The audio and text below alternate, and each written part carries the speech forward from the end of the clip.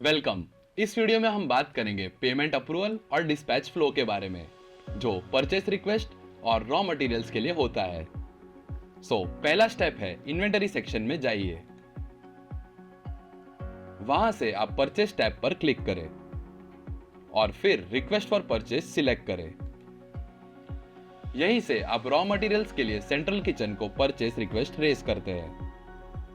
Request raise होने के बाद आपको अप्रूवल अथॉरिटी सेट करनी होती है।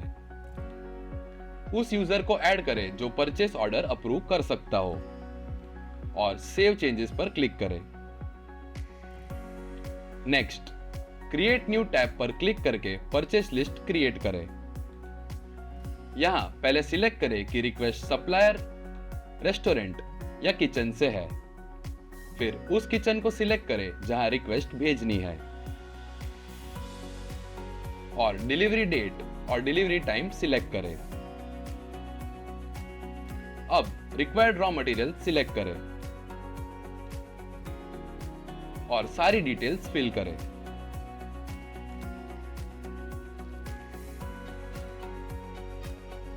अगर आपको और रॉ मटेरियल्स ऐड करने हो तो ऐड न्यू टैब से वो हो जाएंगे। उसके बाद पेमेंट टाइप चूज करें। अगर रिक्वेस्ट प्रीपेड है तो पेमेंट डेट, पेमेंट अमाउंट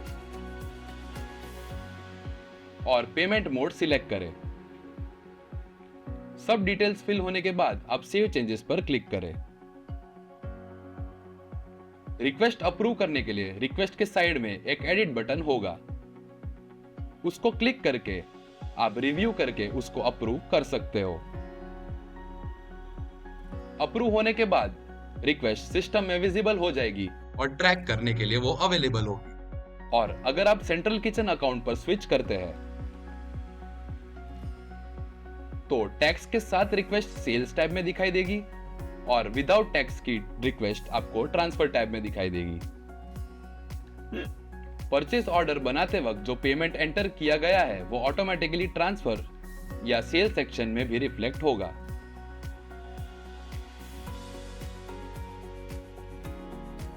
और यही एंट्री परचेस सेक्शन में भी दिखाई देगी, जिससे पूरा रिकॉर्ड एक्यूरेटली मेंटेन रहे। रेस्टोरेंट अकाउंट पर